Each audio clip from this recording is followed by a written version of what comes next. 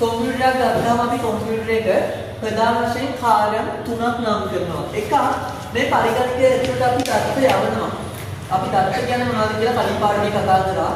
අපි පරිගණකයක් ඇතුළට தත්ත්ව යවනවාට කියනවා මේ IT වලදී එකට ආදානය කියලා. මොකද්ද?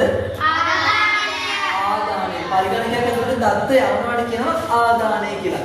එතකොට මේ පරිගණකයෙන් මොකද කරන්නේ තමයි මේ தත්ත්ව වලට? පරිගණකයේ ඒවා සකස් කරනවා. ඒ කියන්නේ වෙනස් කරලා හරි ගස්සනවා. පරිගණකේ වෙනස් සැකසීම කරනවා. ඒක තමයි දෙවෙනි කාර්යය.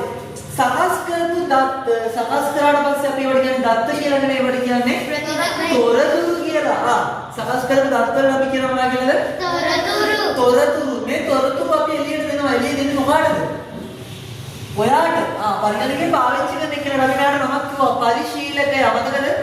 පරිගණකේ පාවිච්චි කරන කෙනාට කියනවා පරිශීලකයා. පරිශීලකයාට මේවා සකස් කරලා තොරතුරු විදියට දෙනවට කියනවා අපි වචනය ප්‍රතිදානය.